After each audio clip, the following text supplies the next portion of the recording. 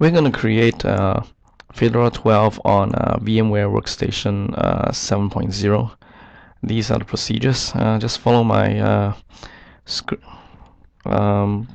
instructions here. First, we launch VMware Workstation and we create a new virtual machine. We're going to do a custom virtual machine.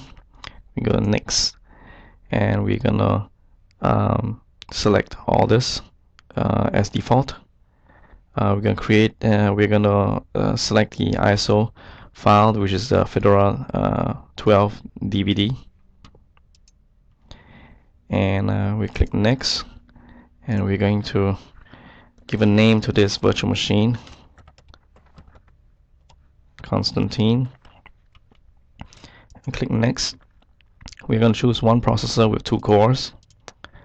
Next, and we're going to have 512 megabytes of RAM. We're going to use NAT for our network. SCSI adapter. We'll create a new virtual disk. SCSI. We're going to leave it as 20 gigabytes with, and we split the virtual disk to 2 gigabyte files, so that we can actually transport it in the future if we want to. We're going to leave the file name as Constantine VMDK. And we're not going to power on the virtual machine after creation. We're going to customize the hardware first. And we take a look at all the hardware. We're going to remove the floppy disk. And we're going to click OK, and we finish. Now, instead of powering on immediately, we have one more step to do. We are going to Options. Over here, Edit Virtual Machine as Settings. We click on the tab Options, and Linux is selected, but the version is Ubuntu. We're going to change this to Red Hat Enterprise Linux 5, and click OK. After this is done, we're going to power on the virtual machine, and it will boot from the ISO.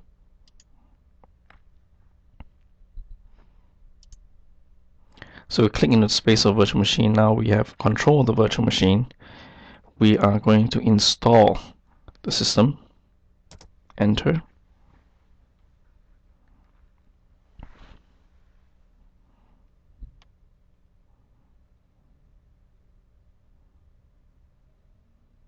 Now it's asking us to select the media test. We're going to skip this.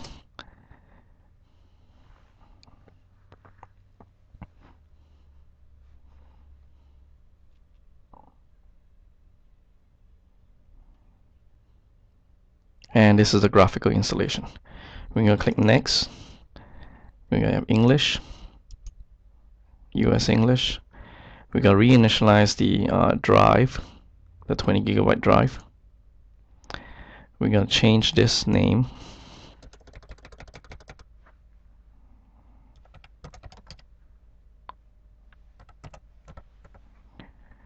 And we're going to click Next. We're gonna change our location to Toronto and click Next and give ourselves a root password.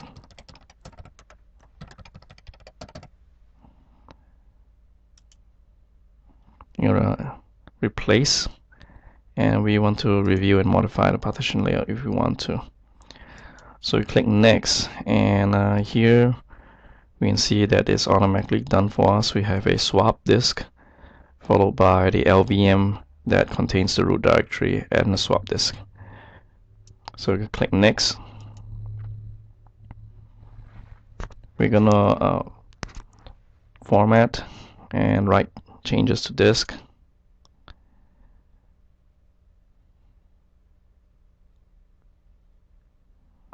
So we're going to install the bootloader into the disk as well. We're going to have a base system, so we are going to remove the Office and productivity, but we're going to install software development because later when we're going to install VMware tools, we need the software development tools and libraries to build the VMware tools for Fedora. So we're going to click Next.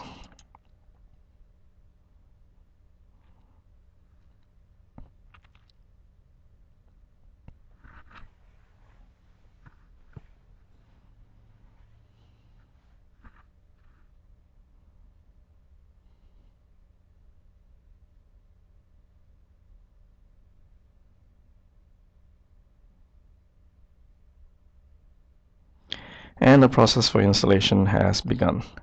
So it'll be a while. We're gonna just wait for a while, and I'll get back when the installation has completed.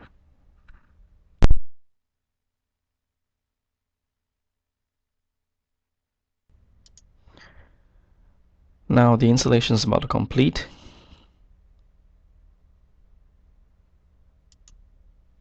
Installing the bootloader, and now we're gonna reboot.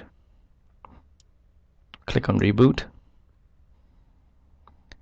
and the whole entire system will shut down and reboot.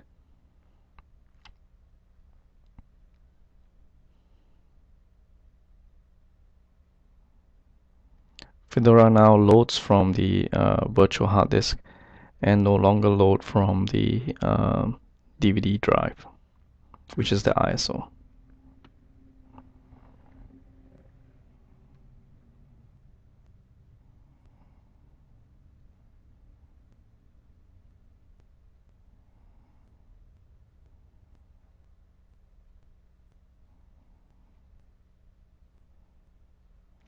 This is the first welcome splash screen, and we click forward, and this is the license agreement, and we just click forward again.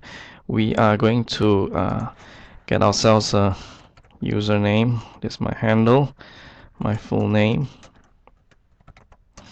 and we're going to put in a password for the regular user. And this is the time. We will not sync the time with a network time protocol yet. We just go ahead forward, and we send the profile, and there it boots up with the logon splash screen there. And we're gonna click on my name, and we're gonna key in the password, and we are now in to the operating system. We just unmount the DVD by right clicking and unmount, and it will be removed. Next we're gonna perform update of Fedora to the latest. So first things what we're going to do is that we're going to ensure that we have network. Currently there's no connection. We're going to click this, and we're going to connect to system ETH0, and we have the network. We can confirm by actually going to System Tools, Terminal, and we type ifconfig, and we have a network address. What we're going to do is that we're going to update the system. So before we do that, we need to have root privileges.